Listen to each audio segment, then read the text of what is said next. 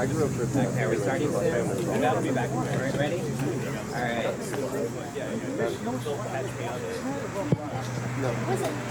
Good morning, everyone, and thank you all for coming out on this really beautiful morning. It's perfect weather. We couldn't have chosen a better time to have this press conference. And I am so happy to have with us here our Congressman Pelot, that we're going to share some exciting news about what he made possible for us here in Highland Park to keep our streets safe. But before I do that, I want to take a moment to acknowledge Council President Hirsch, Council Member Hale, and Council Member Jason Polsteny.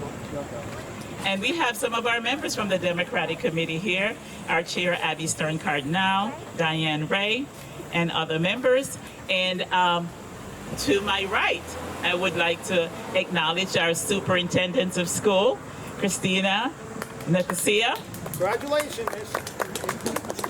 And our newly minted principal for the high school. Welcome. And our vice principal for our high school. And this project would not have been possible without some of the people who have made some great strides in our Safe Walk to School. Chris Sanchez, I must thank you for all the hard work that you have done. Thank you. This morning, we're especially delighted to be here to learn about the significant allocation of our federal safety improvement, courtesy of Congressman Frank Pallone. We take pedestrian safety. We take pedestrian and bicycle safety very seriously in our town.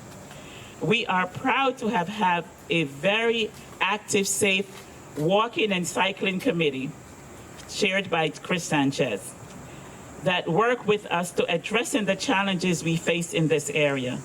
The federal allocation will go a long way to make some of our busiest streets safer and more accessible to a variety of usage. Thank you to our biggest and most effective advocate, Washington, D.C. very own and New Jersey native Frank Pallone, for making this possible. Thank you. Congressman Pallone. Thank you, Mayor. I really appreciate the opportunity to be here today, and it is a beautiful day. I want to explain a little bit about these community funding projects and again praise your mayor. The way it works is on an annual basis in Washington, in the federal spending bills or appropriation bills, we're basically allowed about 15 projects. And some of them can be local, some can be for the county, some can be for nonprofits. But in this case, your mayor, she basically said this is the priority for her. This is what she wants us to do. And it's competition between other towns as well. So we decided that this would be one of those projects. It's called the Community Funding Project. It's not actually a grant, it's actually put into the budget as a line item. So that's what it is. And it's $850,000. And I'm just going to describe it briefly. It's basically to improve, primarily to improve North 8th Avenue, 8th Street, I said, where we are now. And a lot of that has to do with pedestrian traffic because, I don't want to give terrible statistics, but if you look at the statistics nationwide, what we find is in the last 10 years or so, the number of people that have been injured or killed in pedestrian accidents is increased significantly. Just to give you statistics, in 2022, the U.S. saw the highest number of pedestrian deaths in 41 years, with over 7,500 people struck and killed by vehicles. And this is alarming because it shows that we have to do a lot nationwide to improve pedestrian access and walkways. So just to give you again an idea without getting too morbid here, between 2010 and 2021, pedestrian deaths increased by 77%, while other traffic fatalities rose by only 25%. So actually more dangerous to be walking in some respects than it is when you're driving a car in terms of, the types of accidents. And so there is a nationwide effort to try to reduce that. This is a small part of that. But what I wanted to talk about when we talk about the improvements is things like, ADA upgrades for the disabled, It's adding curb ramps, improving crosswalks, installing what we call tactile paving, adjusting signal timings, and basically creating more accessibility. And you'll see that those types of things along North 8th Avenue. But we're also trying to promote bicycles, right? And so part of this money may be used by the town, or will be used by the town, I should say, to also create more bicycling lanes. I don't know necessarily around here, but in various areas that they may designate throughout Highland Park that they're going to try to do that. So I just, it may seem like a small thing, but it's really not, because it is part of a larger effort. And I know there's a lot of pedestrian traffic, particularly in this area. I just saw people walking around when I came here, not just the people that are here, but just in general. So the last thing I wanted to do, and I wanted to introduce, we have a speaker, Alan Shapiro. You live on 8th? You live on 8th Street or not? He lives on North 8th Street. And I'm not trying to draw attention to the canes he's using, but part of this is also in terms of the American with Disabilities Act, because we want to also improve the situation and make it safer for people that have disabilities. So with that, I'm going to introduce Alan Shapiro. Come on up.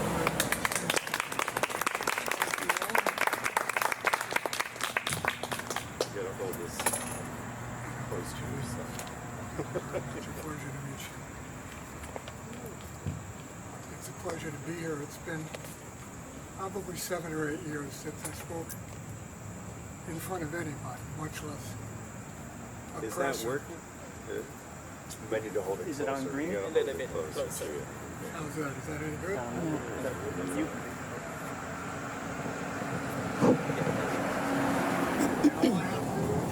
You got to start all over? What happened to COVID? Congressman Pallone, and Rossler, Borough Council members, and a shout out to the Highland Park Police Department, the Highland Park Public Works, the Borough Administrator, Terry Joe, correct? I've bothered them, I've been emailing them incessantly over the last several years. This borough has been nothing but responsive, considerate, concerned, professional, and addressed the issues that were raised and that were verified by computers posted on North 8th Avenue. I'm just going to throw a couple of stats. And they're simple, they're borne out, they're not MIT stats, but they will represent what goes on. The cars that travel up North 8th, 33% of the cars go 31 miles an hour or above. So 33 cars out of each 100 are speeding by 6 miles an hour, a minimum. The other half, the half of that 33, are going 35 miles and above. It's incessant, it's ongoing, it's dangerous, and it's dangerous. Oh, I didn't shout out to the school, excuse me. In addition to pedestrians, we're blessed with a lot of children on the street. They're now learning to ride their bicycles, their scooters, they're up and down this block. I've been blessed to have my children return to Highland Park and buy a house on the south side with my grandchildren, so I would hope they have the ability to benefit from the median and from North 8th. I could go on, and I'd like to go on, but I don't want to go on because I appreciate what the congressman has done for us. I think that the allocation of these funds could not be more timely, more necessary, nor in better hands than the funds your office has allocated to Highland Park, ensuring the safety and security of all of our borough's residents. I am grateful, and we are grateful. Thank you. Thank you.